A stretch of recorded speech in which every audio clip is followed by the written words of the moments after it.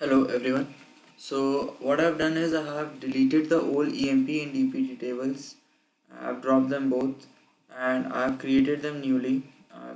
These are the new codes that I wrote. I gave them constraints of not null or by default what should be the value if nothing is inserted. Except employee number, which I'm taking as a primary key but I'm not specifying it. Every other key I have given to be having default value as null, and for employee number it should be always a not null value.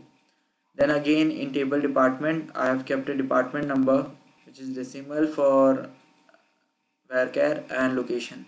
All of these can be having a value as null, though I will prefer not to keep department number as null, but for some kind of observation purpose I have kept them available for option. Then again I have inserted the values in employee as well as department table. 14 values for employee and 4 values for department. The code for all of this I have taken from one website which I will be adding in the description. So now what I do is, first of all I am going to show you the output of department and employee number. This is your employee table. It has been ordered by the department number, so you can see I have used 10, 20 and 30, whereas my DPT table has 40. So I have got some extra values here. So now what I'll be doing is I'll be adding one another value, and then we'll be moving directly into the whole this option of joins. Okay, for that you have to remember that employee number I'm taking uniquely, but I have not kept any constraint. So what I'll do is I'll be adding a new value here, and just I'll be taking from here, copy paste, let the value just change in one character should be suffice. But we'll make it like this, 7515. There's no 7515 here, I have already checked. So okay, we need a name. Let's keep it a bit okay. Okay, next we have employee name and job. Sorry, job we can add as manager. Okay, so next we have the hire date.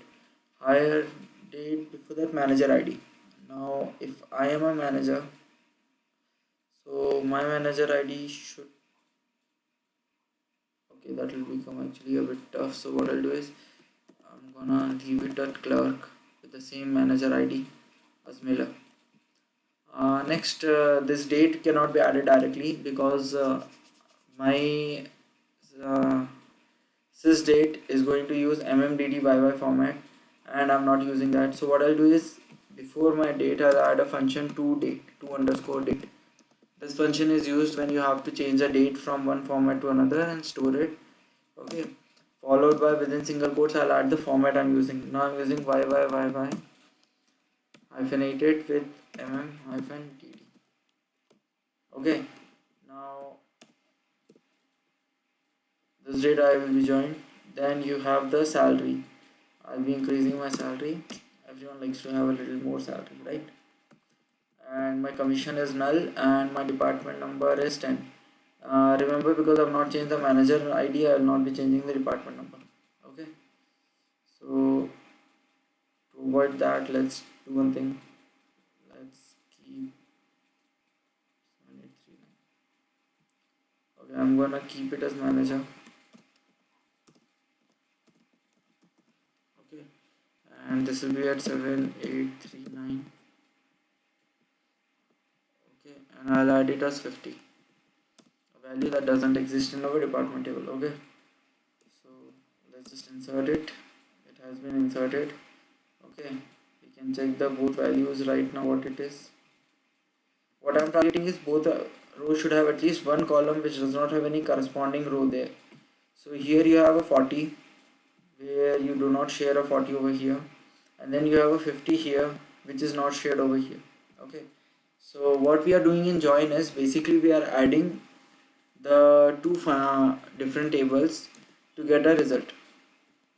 Okay, let me just clear it out. You can get the code from the link in the description, so I don't think you need it. Now what we did is we have the two tables, that is DPT and EMP. Okay, so what we'll be doing is we'll be joining them. There are inner join, outer, which consists of again left, right, and full, and then there is a Cartesian product, or you can call it as another name, cross join. Okay,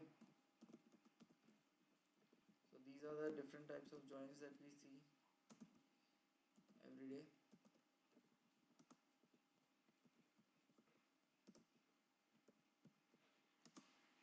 Followed by these, we also have another name for cross join, that is the Cartesian product.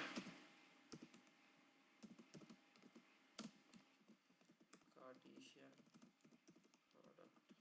Okay, so we're looking at all of these, starting with inner join. First, what you need to understand is whenever you want to create a join, your query is like you can have a select statement. So select star if you want all the values, but what I'm going to do is department is very simple, DPT number, DPT, name and location, but employee has tons of data, so I do not want all the data. What I'll do is I'll be getting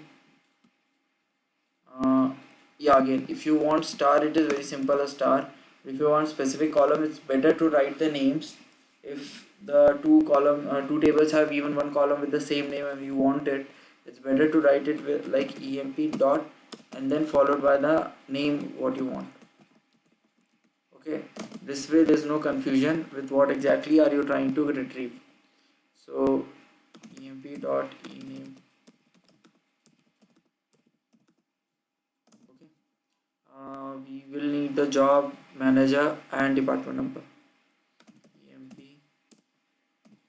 job, emp manager and emp DPT number. Okay, manager is mgr.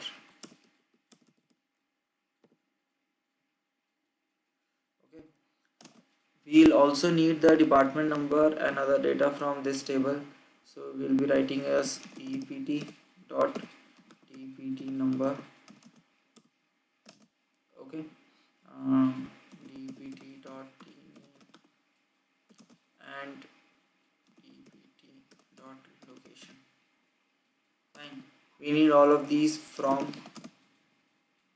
emp inner join dpt on. Now by using this clause on, what we'll do is we'll be adding the condition on which the join happens. So we want to join on dpt number because that is a common column, so we'll write emp dot dpt number equal to dpt dot dpt number.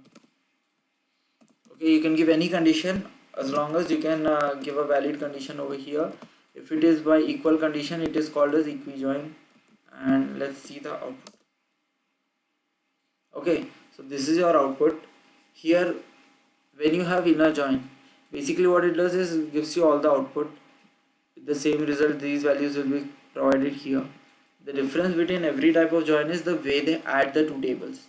For example, when you have an inner join, the point to be noted is that it will only join the table and tuples in the two tables which share the condition or which satisfy the condition. Okay, so if there is any tuple which does not satisfy this condition, it is not included in the result. For example, we had a option here of DPT 40. Over here, when both the DPTs are together, you can see that 30 is the last. Okay, and there is no value of 40 anywhere. If you want, you can also order it. Okay, order by DPT number. Okay, it can be from any of the two tables. Okay, so let's run it like this. We'll order it and we'll run. So now you have everything ordered in DPT values, but it is only 110 to 30. So you don't have this 40 here and you don't even have the 50 which we created over here.